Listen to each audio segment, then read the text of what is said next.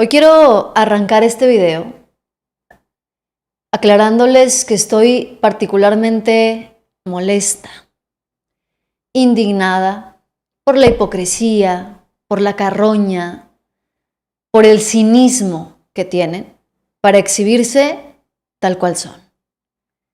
Hoy mi indignación y mi molestia va por la falta de escrúpulos que hoy tienen para criticar, que hoy tienen para señalar, porque no les queda de otra. Lamentablemente se perdió a un compañero, Martín Arellano, periodista, sí simpatizante de la 4T, falleció en el IMSS por lo que él señaló una falta de atención médica.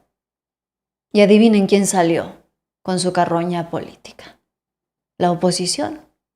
Y yo particularmente tengo mucho que decir al respecto, pero se los voy a dejar para un ratito más, porque creo que es un tema que vale la pena mencionar.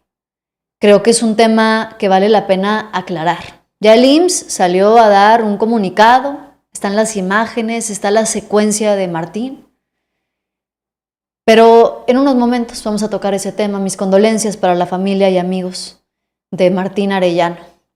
Por otro lado, pues Omar García Harfuch confirma la detención de funcionarios públicos, empresarios, arrestados oficialmente, todos ellos ligados a un mega decomiso de huachicol en Tamaulipas. Está implicado un funcionario público de alto nivel. Esto no se lo esperaban, porque Claudia Sheinbaum cuando llegó dijo: va a haber cero impunidad en mi gobierno, y esto es la clara muestra de que no estaba diciendo mentiras. El peor escenario para el PRI. Se les está yendo de las manos lo poquito que les queda. Gobernador priista no quiere ser priista, quiere ser claudista. Y esto es un escándalo por donde se le vea. En lugar de respaldar a Alejandro Moreno, ha decidido darle la espalda y respaldar a Claudia Sheinbaum. Comenzamos.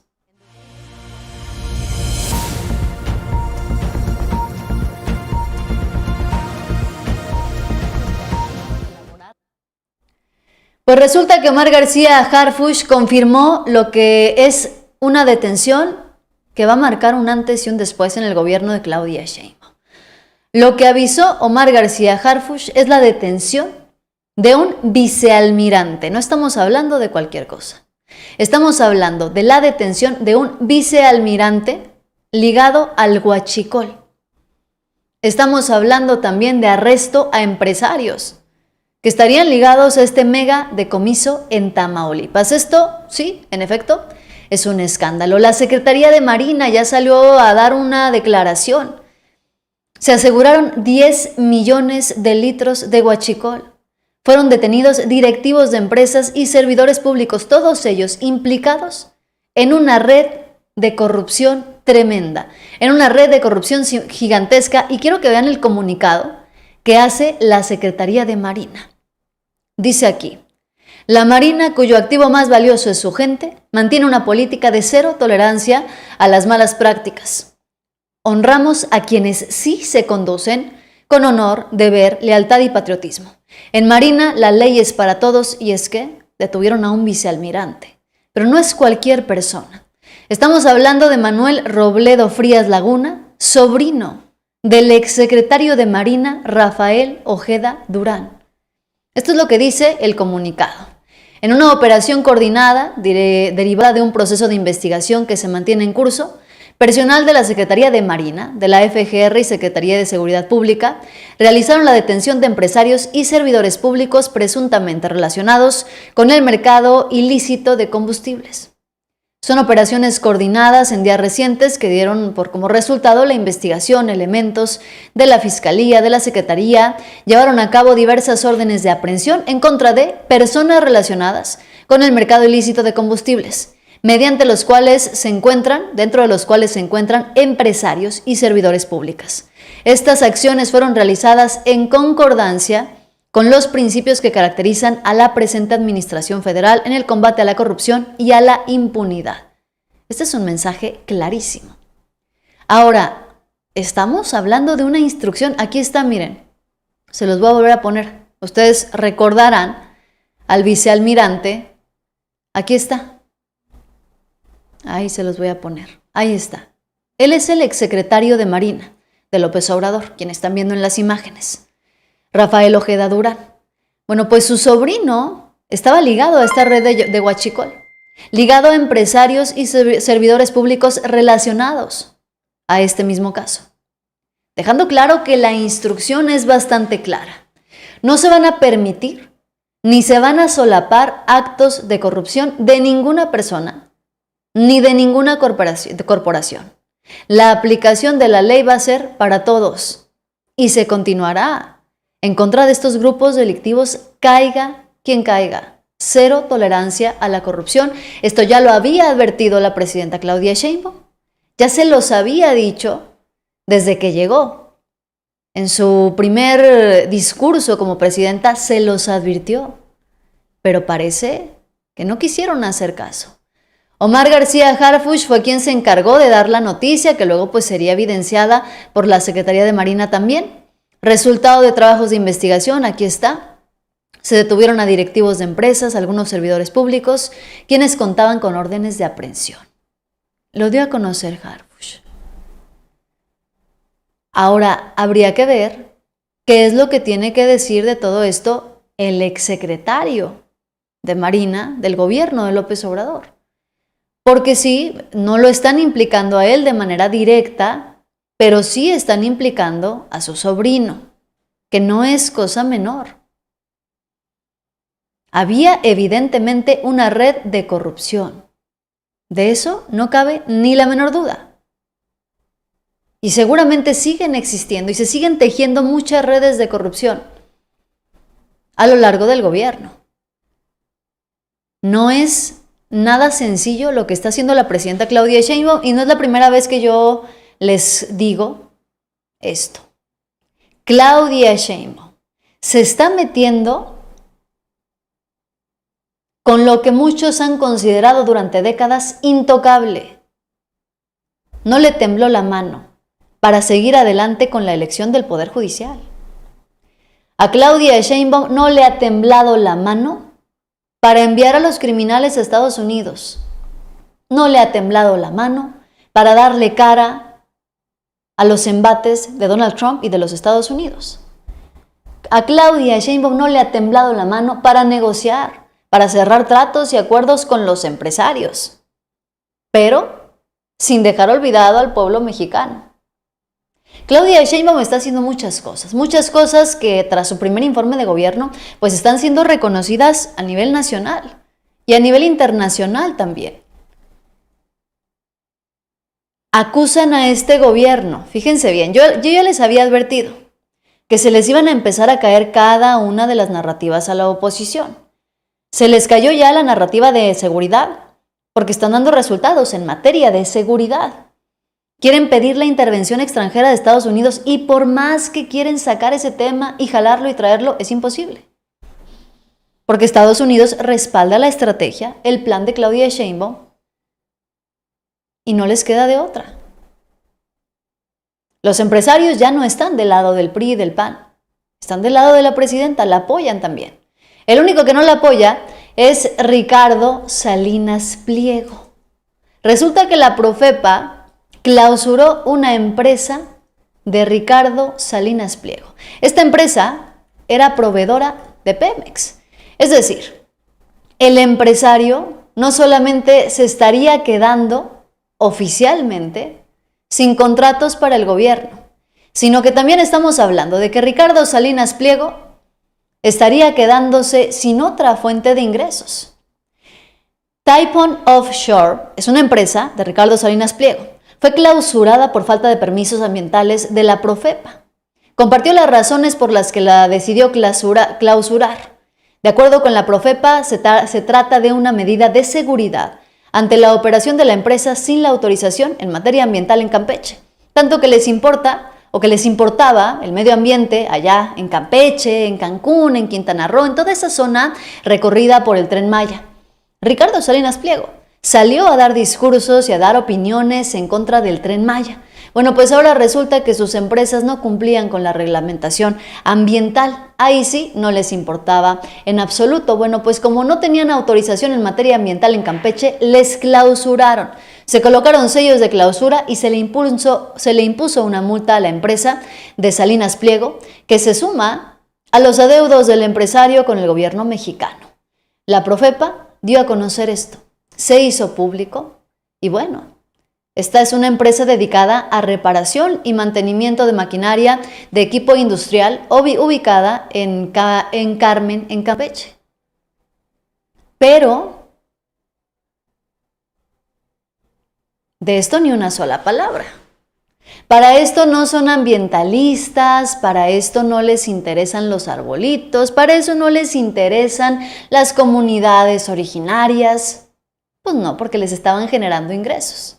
Y aquí se queda evidenciada una vez más la hipocresía.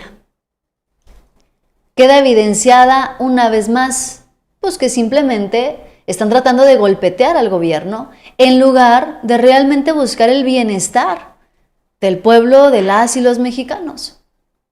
Si tienes una empresa en Campeche y no cumples con las normas ambientales, pero te quejas de que el Tren Maya es contaminante, está destruyendo la selva, que las comunidades originarias, que los cenotes, pues entonces estamos hablando de congruencia o de que hay detrás motivos políticos, lo cual no es una sorpresa absolutamente para nadie. Lo que tampoco es sorpresa para nadie es lo que ocurre actualmente en materia nacional, pues porque están tratando a como dé lugar de desviar o de descarrilar al gobierno de Claudia Sheinbaum y quitarle popularidad. El nuevo reportaje de Carlos Loret de Mola, escandaloso por donde se le vea, rimbombante, haciendo énfasis en cifras, en números, en contratos que el gobierno mexicano le habría dado a la televisora de Nicolás Maduro. Esto es lo que publicó Carlos Loret de Mola en uno de sus reportajes. Quiero que lo escuches conmigo y te lo voy a explicar, porque esto que está diciendo no tiene sentido. El gobierno de México está financiando a la televisora del dictador Nicolás Maduro de Venezuela. ¿Sí?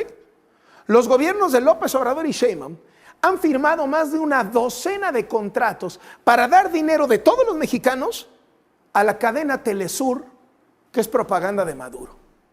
Este es un reportaje especial de Latinos Investiga.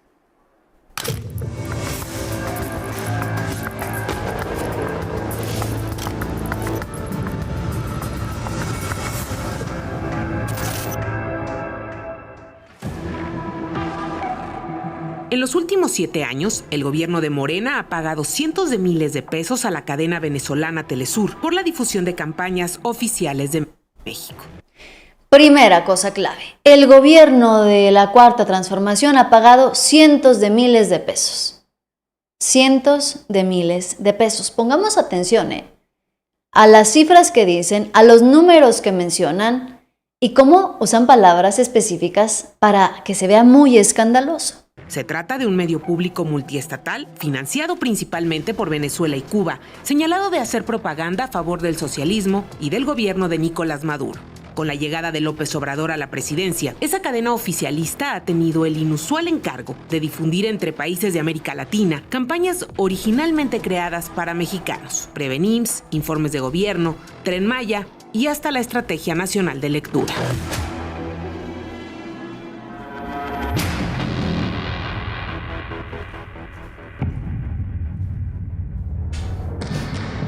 Así se ve el sitio de noticias de la Nueva Televisión del Sur, CA, cadena impulsada en 2005 por el entonces presidente de Venezuela, Hugo Chávez, mejor conocida como Telesur. Este espacio ha sido uno de los favoritos del gobierno de Morena para la difusión de campañas oficiales, principalmente de salud. No es gratis. Dependencias como el IMSS y Gobernación, además del gobierno de la Ciudad de México, han financiado al medio público venezolano a través de adjudicaciones directas. Telesur recibió al menos 12 contratos por hasta 2.700.000 pesos durante el gobierno del expresidente López Obrador, de acuerdo con información pública. Todos los contratos asignados por el gobierno de Morena han sido firmados por Aiza María García García, representante legal y jefa de la corresponsalía en México. entre los contratos asignados por el gobierno de la 4T, el Instituto Mexicano del Seguro Social ha sido la dependencia que más ha favorecido a la cadena con sede en Caracas, Venezuela. Van algunos ejemplos. En 2021, la Nueva Televisión del Sur recibió un contrato por hasta 280,000 pesos para la difusión de campañas del INE. 280,000 pesos. Cada uno de los contratos que van a explicar aquí son más o menos de ese aproximado. 280,000 pesos más o menos. Dicen que en total, la cuarta transformación desde que llegó López Obrador ha destinado 2,700,000 pesos al gobierno de Venezuela. Ahora quiero que se fijen bien dónde está la trampa de todo esto. Dicen que el gobierno está financiando la dictadura de Maduro. Imagínense ustedes, que el gobierno mexicano está financiando la dictadura de Maduro con el dinero tuyo y con el dinero mío, con el dinero de nuestros impuestos. Ahora, vamos a poner esto en contexto. Si el gobierno mexicano en 6 años le ha dado 2 millones de pesos al gobierno de Maduro, 2 millones de pesos, ¿de verdad con 2 millones se va a financiar una dictadura? Perdón, pero 2 millones es una baba. Para financiar una dictadura, 2 millones de pesos es nada. Es más, con 2 millones de pesos, acá en el norte con trabajos te compras una casita de interés social. Con trabajos, ¿eh? Y estamos hablando de una casa, no, o sea, no. 2 millones de pesos es nada. Ahora, vamos a ponerlo así, que cada contrato tiene un valor más o menos de 200,000 pesos. A ver, ¿cuántos funcionarios públicos en México ganan más de 200,000 pesos al mes?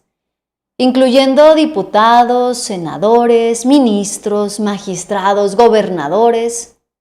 ¿Cuántos funcionarios públicos en México ganan al mes 200,000 pesos? Porque ahí se les empieza a caer la mentira.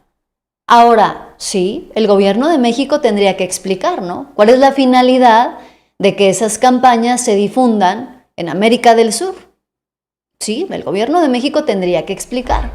Pero de eso, a que el gobierno mexicano esté financiando la dictadura de Nicolás Maduro, pues la verdad es que no. Fíjense, de acuerdo con análisis de la empresa de Claudio X González, Mexicanos contra la Corrupción y la Impunidad, se estima que 1,213 funcionarios del gobierno federal reciben una remuneración bruta de más de 200,000 pesos cada mes. Más de 1,000 funcionarios. Se les pagan más de 200,000 pesos al mes.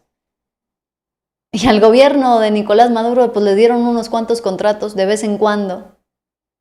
Pon tú, uno por mes. Bueno, no sería en un año, ¿no? Porque nada más fueron 12 contratos.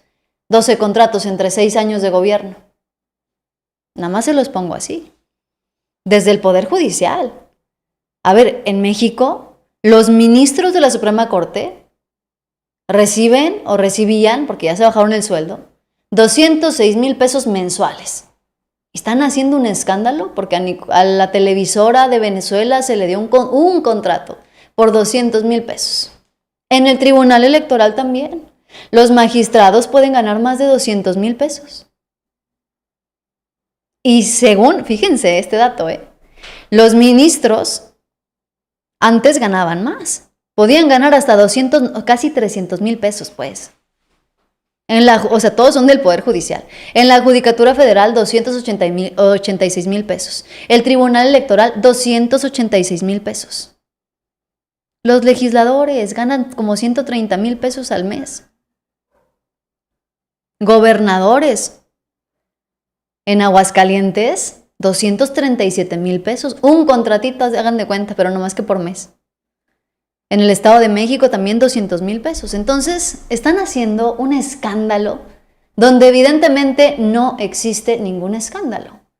Están queriendo hacerse notar, están queriendo buscar una vía. ¿Para qué? Ojo con esto, porque lo que realmente están haciendo, y no se atreven a decirlo, es buscar la manera de vincular al gobierno mexicano con Venezuela, que actualmente es considerado enemigo prácticamente de los Estados Unidos. Haciendo esta vinculación esperan conseguir y pactar la intervención militar de los Estados Unidos en México. Dice Jared, esos chayoteros ya no saben qué inventar. Gracias por mantenernos informados. Muchísimas gracias. A ti, querido Jared, un abrazo. Se trata de Latinus y Loret de Mola, entonces todo es mentira. Pues más allá de que todo sea mentira, no necesariamente tiene que ser mentira lo que publican en Latinus. El problema es cómo distorsionan las cosas para hacerlas ver como si fuera malo, como si fuera corrupción, como si fuera, híjole, lo peor que estuviera pasando. De hecho, aquí mismo le ponen que el gobierno mexicano financia con tu dinero la dictadura venezolana. Por supuesto que no. No tienen pruebas de eso, no tienen evidencias. Y yo insisto, con 2 millones de pesos no se financia una dictadura. Con 2 millones de pesos no se financia ni siquiera una campaña política local. Con eso les digo todo aquí en México. Con eso les digo todo. Dice, ¿cuál dictadura? Pues exactamente, ¿cuál dictadura? Da náuseas escuchar a este amigo, no deberían de darle difusión. No, el tema de la difusión nada más es para que vean cómo quedan en ridículo solitos. Sin necesidad, miren, ahí está. México financia televisora de Maduro. Y luego empiezan a hablar de la dictadura. Y tiene un trasfondo todo esto. Ya se los digo. La finalidad de todo esto es poder vincular al gobierno de la 4T, vincular a México con Venezuela y ponerlo como un objetivo de los Estados Unidos. A ese punto han llegado. Así de bajo han caído. Mientras tanto, la presidenta Claudia Sheinbaum está haciendo lo que ningún panista o priista se ha atrevido a hacer en los últimos años. Salir de gira para rendirle cuentas y darle explicaciones a las y los mexicanos. La presidenta Claudia Sheinbaum va a hacer una gira maratónica. 9 estados va a recorrer en 48 horas y todo con tal de llevarles hasta la puerta de su estado el informe de gobierno. Los informes de gobierno normalmente se hacen siempre, los del presidente de la República, pues desde la Ciudad de México, ¿no? Los que podíamos ir o los que podían ir, pues qué bueno, que estuvieron ahí, que escucharon y si no prendías la tele. Bueno, pues Claudia Sheinbaum tuvo una nueva idea, una nueva iniciativa. Se le ocurrió la maravillosa idea de sí, dar su informe en la Ciudad de México, pero también volver a salir a darle la cara a la gente a la que salió a pedirle el voto y llevarle el informe de gobierno hasta sus estados. Así que el día de hoy estoy aquí con ustedes porque estoy también inaugurando una nueva forma de rendirle cuentas al pueblo de México.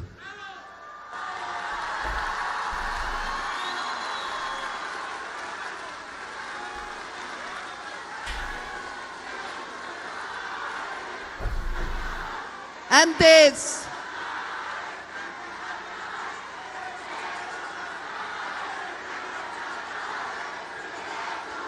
los gobernantes no salían de Los Pinos, los presidentes llegaban al gobierno, hacían su campaña, llegaban al gobierno y se quedaban dentro de sus oficinas. Pero nosotros somos gobierno de territorio y estamos cerca de la gente siempre.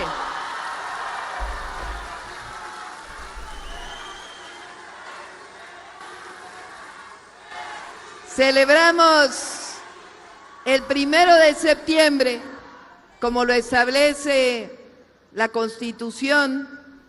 El 1 de septiembre, los presidentes, ahora la presidenta, tenemos que dar nuestro informe al pueblo de México, a la nación. Vimos el informe en Palacio Nacional el lunes, pero dije, ¿por qué solo allá en la Ciudad de México, en Palacio Nacional, aunque ahora haya redes sociales, televisión? Fíjense, esto que plantea Claudia Sheinbaum me parece sumamente importante. ¿Por qué? Porque normalmente, y casi siempre, incluso los políticos están acostumbrados a que todo se centre allá en la Ciudad de México. Y si no estás en la Ciudad de México, pues ya te amolaste, porque todo es allá, todo lo importante siempre es allá. La presidenta Claudia Sheinbaum le está dando la importancia que tiene a todo el país, a cada uno de los estados de este país y a cada uno de los ciudadanos de México, saliendo a recorrer el país para llevarles el informe, para traernos el informe hasta nuestros estados. En 48 horas, tan solo este fin de semana, la presidenta Claudia Sheinbaum va a recorrer 9 estados de la República. Y así lo va a seguir haciendo hasta que concluya con poder llevar su informe a la mayor parte del país, a donde se pueda, en la medida de lo posible, claro, porque pues tiene funciones de presidenta. Pero yo te pregunto, ¿estás de acuerdo o en desacuerdo con esta nueva manera de dar el informe, de rendirle cuentas al pueblo de México? ¿Ustedes qué dicen? Déjenmelo aquí en los comentarios. Mientras tanto, la Casa Blanca vuelve a hacer escándalo otra vez. ¿Por qué? Pues compartieron esta imagen. Fíjense, la Casa Blanca, desde la cuenta presuntamente de Donald Trump, que dice: me encanta el olor a deportaciones por la mañana. Chicago está a punto de descubrir por qué se llama el Departamento de Guerra. Es una amenaza directa a los habitantes de la ciudad, del estado, de allá de Chicago, que son migrantes, que trabajan, que tienen a sus familias, que tienen toda una vida, que aportan impuestos a los Estados Unidos. Y lo comparte la Casa Blanca, como si nada. Vean esto. Me encanta el olor a deportaciones por la mañana. Esto de verdad, que ya se está saliendo de control, y sabemos perfectamente que hay estados que están implementando ciertas medidas para poder contrarrestar los ataques migrantes de Donald Trump. Están incluso algunos jueces dando pues revés a las decisiones del gobierno de los Estados Unidos, pero no lo pueden detener del todo. ¿Qué va a pasar? Todavía no lo sabemos. Es algo que todavía se está planteando, es algo que todavía se está viendo. Lo que hay en este momento es mucho miedo, es mucho temor por parte de los migrantes, porque saben que en cualquier momento lo que han construido con trabajo y esfuerzo se les puede venir abajo. Saludos, mi querido Ángel. Acaba de estar en León, Guanajuato y Sonora, creo, dice el Huasteco. Sí, estuvo también en Zacatecas, en Durango. Híjole, les tengo la notición de Durango. Pero antes vámonos con datos duros. La presidenta Claudia Sheinbaum, ¿por qué está saliendo a dar un informe? ¿Qué tiene que presumir la presidenta en México? ¿Qué tiene que ir a presumirle a la gente? Bueno, los datos son concretos y son durísimos otra vez para la oposición. Los datos no mienten y por eso es que hay quienes están enojados. Esto es lo que está presentándole Claudia Sheinbaum a la gente en sus informes de gobierno. Fíjense, el tipo de cambio, el peso más fuerte que nunca. Ahí está, estas son las gráficas de lo que ha pasado. ¿Cómo está el peso mexicano? No está llegando ni a 20 pesos, mucho menos a los 35 que estaban augurando. ¿Qué más está ocurriendo en nuestro país? Con datos duros, que se pueden verificar además. Ahí está la recaudación tributaria. Estamos hablando del salario mínimo, del récord en inversión extranjera directa. El salario, aquí está, miren, México, ¿dónde se encuentra? En América Latina, subió de estar en los últimos lugares. Ahora México, fíjense dónde está, 1, 2, 3, 4, en el 6º lugar en cuanto al salario mínimo, y Claudia Sheinbaum ha dicho que va a continuar aumentando el salario mínimo. Estos son los datos. Récord de empleo formal en México, una cifra máxima histórica también. Son datos duros otra vez. Esto es lo que está saliendo Claudia Sheinbaum a presumir, por así decirlo, en todos los estados de la República. Y esto tiene muy preocupada a la oposición en todo sentido. ¿Por qué los tiene preocupados? Porque ¿cómo van a recuperar ellos el voto si ellos durante décadas de gobierno no consiguieron dar estos resultados? Ellos ya gobernaron, ya tuvieron la oportunidad de demostrar y no hicieron nada de esto que se consiguió con la Cuarta Transformación y que está consiguiendo Claudia Sheinbaum en apenas un año de gobierno. Y hay que hacer un énfasis especial en eso. Estamos hablando de que solamente lleva Claudia un año al frente del gobierno. ¿Y saben quién terminó haciendo tal cual la oposición? Aguilar Camín. Apenas ayer reconoció públicamente que no le ve ninguna posibilidad a la derecha mexicana. Recreación o reconstrucción o reinvención constitucional, como hemos visto en estos días, es la reforma electoral, que lo que está claramente planteándose es disminuir el INE, disminuir a los partidos, acabar con el financiamiento, acabar con los plurinominales y hacer prácticamente imposible que les ganes una elección a las actuales fuerzas dominantes del país. Entonces, ¿Cuándo vamos a cambiar esta constitución, Joaquín? ¿Cuándo es que México va a poder tener una mayoría de oposición constitucional, es decir, calificada, es decir, con el 66% de los asientos en el Congreso para cambiar esta constitución en las cosas que son simplemente antidemocráticas y contrarias, por cierto, a la historia constitucional de México?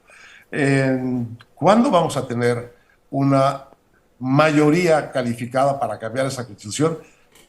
En mucho tiempo, en una generación, no sé cuánto tiempo. Este régimen constitucional dictatorial, ese sí que llegó para quedarse. Y hay que decírselo también a quienes lo pusieron. Ellos lo pusieron pensando que ellos van a estar siempre en el poder. Como les pasa a muchos. Como les pasa a muchos. Bueno, cuando pierdan el poder que le van a transferir a otros, o al siguiente gobernante o al siguiente candidato de Morena, es un poder dictatorial. Y yo creo que ellos mismos van a ser víctimas en la cura interna de sus discordias o en el tránsito a otro gobierno, van a ser víctimas de estos poderes inapelables que se han concedido y que están, como digo, solo inscritos todavía en la Constitución, pero en condición de germinar. Y cuando uno oye a la presidenta decir que le quiere poner el segundo piso a lo creado por López Obrador, en el fondo lo que está diciendo es que quiere hacer verdad estas reformas constitucionales, pues claro, y tener un gobierno pues eternamente en manos del partido que gobierna hoy. Vamos a ver qué pasa. Aquí Aguilar Camín da prácticamente el discurso de la derrota. Confirma lo que todos sabemos, que la oposición no tiene posibilidad de recuperar el poder. Incluso él mismo dice, es más probable que hoy Morena o el gobierno de Claudia Sheinbaum le ceda el poder a otro mismo morenista antes de que llegue una oposición que pueda levantarse y recuperar este régimen. Ahora, me parece absurdo, incluso iluso pensar que Morena no quiera seguir ganando las elecciones, que Morena no quiera seguir ganando la presidencia de la República, pues es esperado, ¿no? Así como el PRI quiere llegar a la presidencia y si llega, seguramente va a querer seguir ganando, pues el PAN igual. A ver, vamos a ponerlo así. ¿Por qué un partido que llegó a la presidencia de la República querría salirse de ahí? Y no estoy hablando de imponerse, porque no podemos hablar de un régimen dictatorial cuando hoy se elige por voto popular hasta los ministros de la Suprema Corte de Justicia de la Nación. Hoy en día no hay pruebas, no hay evidencias de que esto esté convertido en una dictadura, más que lo que tienen ellos en sus cabecitas. Pero bueno, siguen con este mismo discurso, mientras que la oposición, quienes son de oposición y los poquitos que le quedan a la derecha mexicana, pues empiezan a hacerse del lado de Claudia Sheinbaum. Porque saben perfectamente que antes que respaldar a Alejandro Moreno, pues es preferible hacerse del lado de Morena. Así ocurrió en Durango. El gobernador de Durango, priista, uno de los dos bastiones que le quedan a Alejandro Moreno, ha decidido que no quiere defender a Alito, no se va a poner del lado del PRI, no. Tampoco dijo que es morenista, pero sí dijo que es claudista. Esto es el fin del Partido Revolucionario Institucional. Presidenta, bienvenida a su casa. En Durango la queremos. En Durango tiene amigos. En Durango siéntase como con su familia. Y a pesar de que a lo mejor no somos del mismo partido, yo me identifico con usted y soy claudista, que no se les olvide. Tómala. ¡Que viva Durango! Presidenta, bienvenida a su casa. No somos del mismo partido, pero dice, a mí usted me representa. Yo soy claudista y que no se les olvide. ¿En qué convierte esto? ¿En dónde deja esto a Alejandro Moreno y al PRI? Dice, pues yo soy priista, pero yo me identifico con Claudia Sheinbaum, yo me identifico con la presidenta de México. Imagínense ustedes, esto que acaba de hacer, es más, no dudo nada que aunque Alejandro Moreno al rato lo vaya a andar corriendo. Alejandro Moreno, el mismo que se indignó y le dijo a Noroña que adiós a se burló de Noroña porque recientemente pues el presidente del Senado, expresidente del Senado, hizo público que quería pedir protección después de las agresiones recibidas por Alejandro Moreno y otros priistas. Bueno, pues resulta que ya salió el peine. Alejandro Moreno se ofendió diciéndole que para qué quería seguridad, que la regresara, pero vean nada más, Alejandro Moreno tiene más guaruras que gubernaturas en el país. Vean todos los guaruras que tiene, toda la gente que rodea a Alejandro Moreno, nomás para bajarse de la camioneta, nada más para salir de la camioneta, ¿cuántos guaruras tiene? Hasta parece como cuando gobernaba el PRI, ¿no? ¿Se acuerdan? Que salía todo el Estado Mayor Presidencial a respaldar al presidente y abrirle la puerta y cuánta cosa. Ahora la pregunta es, ¿quién los paga? ¿Y por qué Alejandro Moreno está tan asustado? El salario de los guaruras es mínimo 60,000 pesos al mes. Y cuando menos ahí se ve que Alejandro Moreno tiene 4, es decir, serían 240,000 pesos al mes. Estamos hablando de 2.8 millones de pesos al año.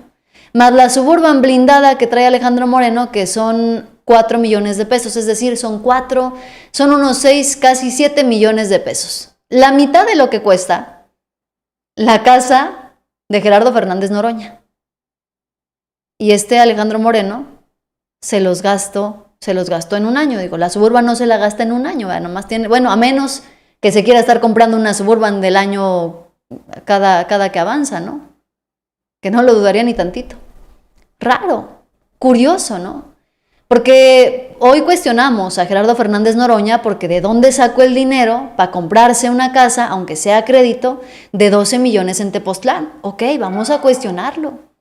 Que diga Noroña con qué banco, cuánto dio de enganche, cuánto da de mensualidad, que transparente la situación. Ok, los priistas y los panistas han señalado que no hay manera de que Gerardo Fernández Noroña adquiera una casa de 12 millones. El problema es que cuando evidencian que ellos saben perfectamente que no hay manera de que alguien, siendo senador que es de los puestos más altos, que alguien siendo senador se compre una casa de 12 millones, pues entonces queda clarísimo que tampoco le alcanzaría a Alejandro Moreno para pagar salarios de 240,000 pesos al mes, o para comprarse camionetonas de 4 millones de pesos, o para tener mansiones de 300 millones de pesos, o a Ricardo Anaya de tener terrenos en Querétaro y bodegas en quién sabe dónde de millones de pesos, y mucho menos de financiar una vida en los Estados Unidos. El problema de cuestionar y de evidenciar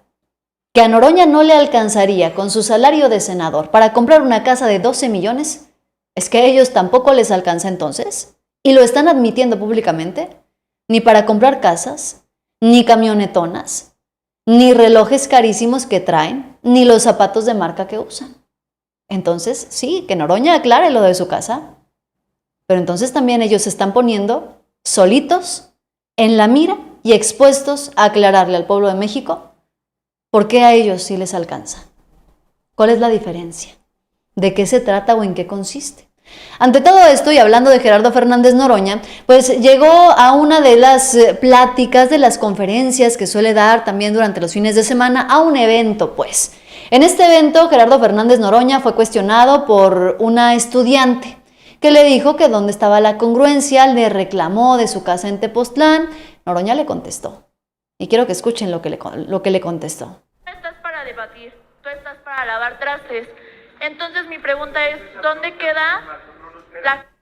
Estoy en la UAM Ciencias Políticas y Administración Pública. Yo tengo una pregunta para usted. No sé dónde realmente quede lo que ahorita está tocando el tema de la mujer, el respeto a la mujer, la equidad. Si usted es el primero que es misógino y machista. No sé si recuerde el día que en el Senado le dijo a la senadora Lili Téllez, tú no estás para debatir, tú estás para lavar trastes. Entonces mi pregunta es, ¿dónde queda la congruencia que usted dice tener de la mujer? Espérenme. Estoy hablando, ¿me permite hablar? Compañeros, nada más una cosa, no faltes al respeto, y no le voy a faltar al respeto a la compañera. No sería la primera vez que lo haga. Nada más, compañero, no te estoy faltando al respeto, solo te voy a pedir una cosa. Está diciendo una cosa muy grave. A ver, compañeros, solo le voy a pedir una precisión, que por favor cite de dónde saque esa frase que dice que yo dije. Es lo único que le voy a pedir. Me parece que es algo correcto. Punto. Salió en todas las noticias. Si usted lo dijo, no sé dónde está lo incongruente o por qué me pregunta. Si usted fue el mismo que lo citó, el mismo que lo dijo, por eso yo ahorita se lo estoy citando. Entonces, mi pregunta es, ¿dónde queda su congruencia? Igual, yo también me pregunto, yo creo que nadie tiene nada en contra de los gastos que usted tiene, de la casa que acaba de comprar de 12 millones, porque como usted lo dice, ¿no? Todos tenemos derecho a una buena vida. Lo que me cuestiono o lo que me pregunto es entonces, ¿dónde queda lo que tanto habla su partido, lo que tanto es Manuel y ahorita su presidenta Claudia, de la austeridad, ¿no? En lo que se basa su partido, que es la austeridad. ¿Dónde queda? Porque si usted no dijera y su partido no mencionara a cada rato la austeridad, la austeridad, la austeridad y criticara tanto a los demás partidos, yo diría, bueno, está bien, cada quien tiene el derecho a la vida que quiera, pero simplemente no puede venir a decir de eso de la austeridad si no lo hay, si en su partido no lo hay y nada más se la pasan con mentiras y con incongruencias, porque su partido en eso se basa, en incongruencias. Entonces, no sé si me pueda dar una respuesta o se va a salir por la tangente. Vamos a hacer una pregunta más.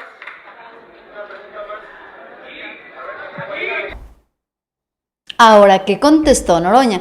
Evidentemente esta chica venía preparada pues para hacer un cuestionamiento duro y directo hacia Gerardo Fernández Noroña. Nos queda clarísimo, y no tiene que serlo, que no es simpatizante de Morena ni de la 4T. Estaba ahí para cuestionar. No pasa nada, no hay ningún problema. El problema vino cuando lo que dijo no lo podía sustentar, al menos sobre los insultos hacia Lili Téllez.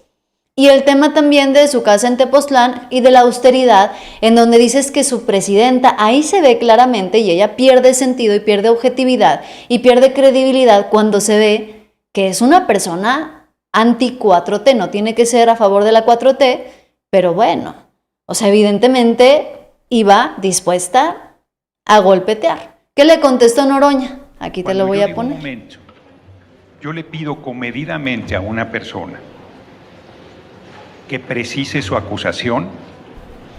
Aguanta la pregunta, respeta. Solo le estoy pidiendo que me diga cuál es su fuente. No tiene fuente. Lo que dijo es una mentira. Lo que repite es lo que dicen los medios en contra mía. Se ríe, pero es una mentira. La reto a que pruebe que yo dije lo que dice que dije. Y es muy sencillo. Puede ir a las versiones estenográficas de las sesiones de la Cámara de Senadores y ahí está lo que yo digo. Nunca le he dicho a María Lili del Carmen Téllez García lo que ella dice que yo le dije. Y no, Yo crecí entre mujeres. Yo crecí con mi abuela materna. Ahora Gerardo Fernández Noroña le dice a esta chica, te invito a que veas, ahí está todo el archivo de los videos de las sesiones del Senado y encuentres dónde le dije yo eso, porque no hay evidencia, porque jamás le he dicho eso y no, La realidad es que no sé de dónde sacó esta chica eso, pero jamás Noroña le ha dicho eso a Lili Téllez. Era un indígena náhuatl que tenía la primaria terminada. Ella hubiera sido una excelente profesionista, pero era mujer, era pobre, era indígena y era huérfana. Tenía cerrados todos los caminos. Una mujer listísima, más lista que el hambre. Y ella se empeñó en que yo fuera a la universidad. A mí no me gustaba la escuela, me aburría, me parecía horrible. O sea, le dijo, yo jamás he dicho eso, y no, no hay ninguna, yo ya revisé, digo, porque yo sí estoy haciendo mi chamba, yo ya revisé y no hay evidencia, no hay ningún registro de que Gerardo Fernández Noroña le haya dicho en algún momento a Lili Téllez que se ponga a lavar trastes. Lo que sí hay es alguna ocasión en la que Gerardo Fernández Noroña le dijo a Lili Téllez que tendría que empezar por recoger la basura de su grupo parlamentario, pero no que se pusiera a barrer o a lavar trastes, no, se refería evidentemente al desorden, corrupción, narco, cinismo, abuso de poder que hay al interior de Acción Nacional. Eso es así como que lo más cercano que yo encontré en redes sociales. Lo que sí ha pasado es que Lili Téllez lo ha llamado changoleón, lo ha llamado bellaco.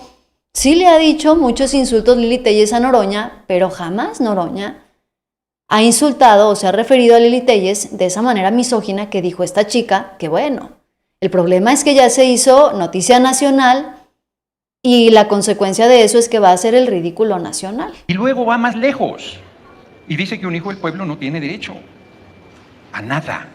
Confunde la austeridad pública con la austeridad personal. Yo no tengo ninguna obligación de ser austero.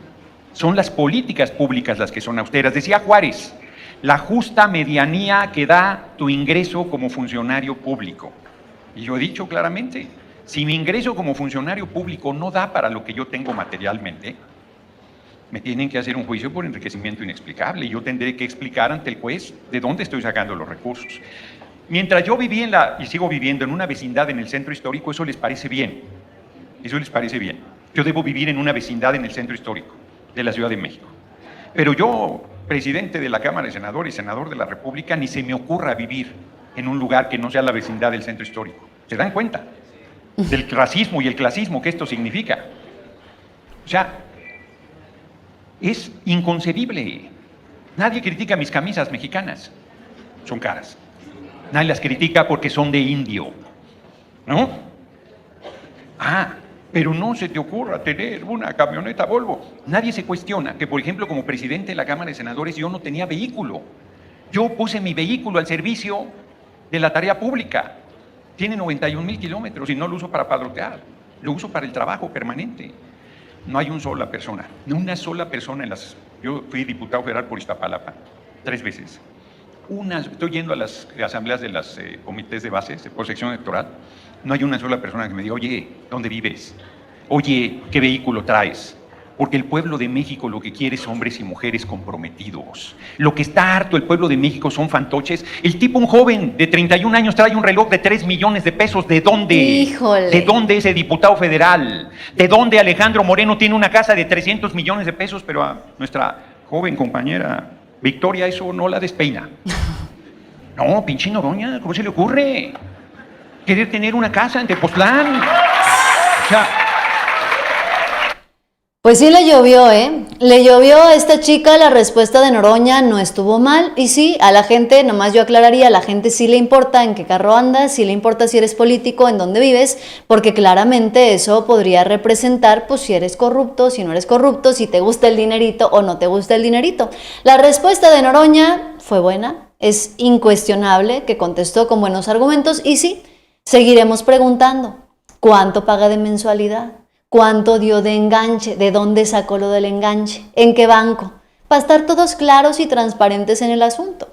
Y entonces así también podemos entender y dejar en claro pues lo que es evidente. Que si a Noroña con trabajos le cuesta comprarse una casa de 12 millones de pesos, ¿por qué a los demás políticos sí les alcanza y no se les cuestiona que se compren tanto lujo y tanta cosa? Este es el nuevo escándalo. Te lo voy a mostrar, el escándalo de los priistas. Resulta que el diputado federal y brazo porril, como dice aquí el soberano, de Alejandro Moreno, Carlos Mancilla, fue sorprendido en los pasillos de San Lázaro con un reloj de más de 3 millones de pesos. A Noroña no le alcanza para una casa de 12 millones. Pero aquí al señorito sí le alcanza para un reloj de 3 millones de pesos. Los diputados, si no me equivoco, ganan menos de 100,000 pesos mensuales, que sí es mucho, pero como para que digas tú lo voy a destinar a comprarme un reloj de 3 millones de pesos, está complicado. Vamos a ver qué argumento da, a ver si se transparentan las cuentas también, a ver cómo lo explican, porque honestamente esto tampoco tiene sentido por donde se le vea. ¿Ustedes qué dicen? Por eso dijo, no se cieguen. Pues sí, exactamente, así las cosas. Dice, la doctora Sheinbaum ha hecho un excelente trabajo. Palabras fuertes, dice Jared, sí, bastantes fuertes. Como bien dicen, para las cuestiones de trabajo, austeridad, pero para la vida personal, cada quien como pueda y como quiera, según sus capacidades. Pues sí, en teoría así es como aplica. En la vida personal, y si les alcanza, que hagan lo que quieran. Pero ya en lo particular... Digo, ya en lo público, a cargo del dinero de las y los mexicanos, tienen que ser austeros, 100%. Y ahora sí, vámonos al tema que yo les decía al inicio, me tiene molesta, indignada, no sé cómo explicarlo. Se dio a conocer, lamentablemente, el fallecimiento del amigo, compañero, Martín Arellano, Martín Arellano llevaba tiempo hablando y publicando en sus redes sociales sobre la deficiencia del IMSS, las deficiencias que existen en el IMSS Bienestar, en todo sentido. Ocurrió algo bastante doloroso. El 4 de septiembre él inició publicando en redes sociales un hilo en donde él explicaba: no hay aplicación del IMSS para código infarto. Él estuvo pidiendo ayuda, decía probable infarto y no hay aplicación, no puedo moverme. Publicó que ya había llegado a la Cruz Roja porque en el IMSS pues no lo habían atendido, no habían llegado, no se podía mover. Y luego dijo: ya me estabilizó Cruz Roja, voy al IMSS, confundido. Etiquetó ahí a quien pudo porque pues evidentemente estaba convaleciente. Finalmente publicó: me han trasladado de urgencia al hospital de zona y mi camilla hace fila en un pasillo. Publicó un video muy cortito. Dijo: desde mi pasillo en calidad de urgente. Después de esto no volvimos a saber nada más de Martín. Después de esto no volvió a publicar nada. Martín es, yo lo conocí por redes, lo consideraba amigo, compañero, y entonces no supimos nada hasta que finalmente se confirmó su fallecimiento. Había perdido la vida en el IMSS, allá de donde él vivía, perdió la vida, y entonces salió la carroña política. Vean esto, yo de verdad no quisiera ni siquiera ponérselos, pero lo voy a poner nomás para que se den una idea de lo que estamos hablando. El periodista chayotero Martín Arellano murió por la negligencia de la 4T. ¿De verdad para eso les alcanza? Para eso les alcanza nada más. Presumiendo, el gran aplaudidor, dice José Díaz, el gran aplaudidor y fanático de la 4T, que al parecer se emocionó tanto vitoreando al mejor sistema de salud del mundo y las galaxias ajenas del más allá, burlándose. Como estos hay un montón de tweets. Tanto que apoyaba a Morena y la 4T y terminó muriéndose en el IMSS porque no lo atendieron a tiempo.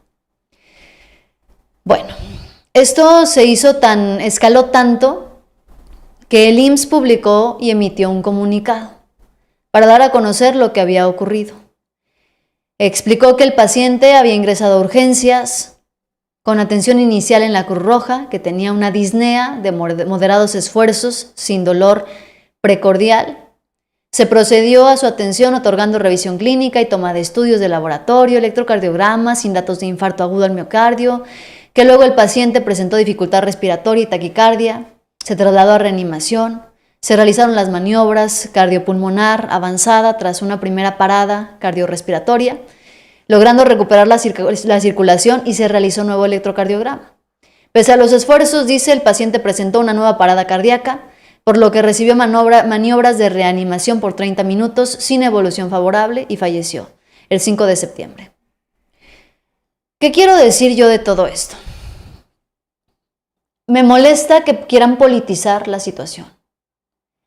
Como siempre me ha molestado que politicen cuando ocurre una tragedia en este país. Si cae un huracán en Acapulco, bajan y se toman videos y hacen fiesta porque ocurrió una tragedia y porque la gente está sufriendo. Si ocurre un terremoto, celebran y están buscando a ver cuánta gente perdió la vida y cuánto se tarda el gobierno en atender. Politizan todo. ¿No arrancó Xóchitl Gálvez su campaña allá en Fresnillo porque era la ciudad más violenta del país? Colgándose del dolor de las víctimas. Y ahora vienen y politizan esto. Haciendo de cuenta que el IMSS siempre ha sido una institución que sirvió al 100%. Sí, hoy el IMSS tiene carencias. Hoy el IMSS no atiende a todos los mexicanos de manera eficiente. Hoy el IMSS, uno tiene que esperar hasta un año para una cita con un especialista. Y no hay medicamentos en todas las instituciones de salud. Pero que me vengan a decir que eso es nuevo, ya se los he dicho yo muchas veces. A mí no me van a contar las muelas, porque yo crecí atendiéndome en el IMSS.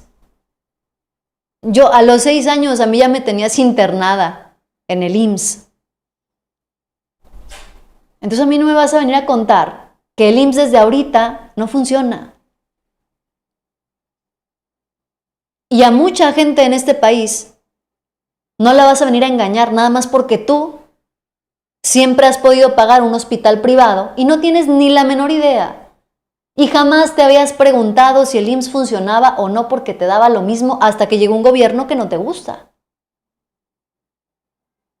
Entiendo que quien en su vida ha puesto un pie en el IMSS no sepa que se tienen que hacer filas, que tienes que hacer cita, que tienes que esperar. Lo que queremos todos los mexicanos, sin importar el partido y el color, es que el acceso a la salud sea inmediato, que sea pronto y expedito, igualito que con el Poder Judicial. Queremos que haya medicinas y no las hay. No se puede tapar el sol con un dedo y no lo vamos a hacer. Pero me vas a decir, a ver, yo se los he dicho, cuando yo estaba niña, les estoy hablando que yo nací en 1992, o sea, no nací en el gobierno de López Obrador, yo nací en 1992. Y cuando yo era niña y me enfermaba, tenía que pasar todo el día, literalmente se hacía de noche en el IMSS para que me atendiera mi médico general. No te estoy hablando de un especialista, te estoy hablando de un médico general. Yo me acuerdo estar ahí tirada en el piso, dándole lata a mi mamá, de aquí hasta que me tocaba entrar a consulta. Y salía de noche de ahí. Me tocó que no había, o sea, en fin de semana no te puedes enfermar, desde que yo estaba niña, y todavía pasa.